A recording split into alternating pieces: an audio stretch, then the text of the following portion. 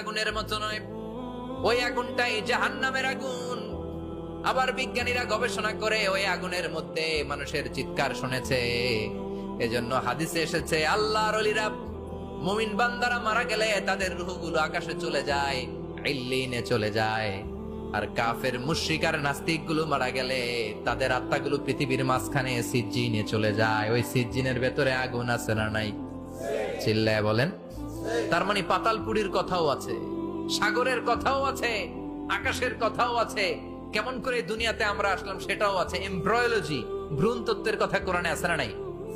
পৃথিবীতে আল্লাহ কয়েক সিস্টেমে মানুষ বানালেন। সৈয়দনা আদমকে বানালেন, মাও নাই বাবাও নাই। সৈয়দনা আদম আলাইহিস সালামের বাবার নাম কি? মায়ের নাম কি?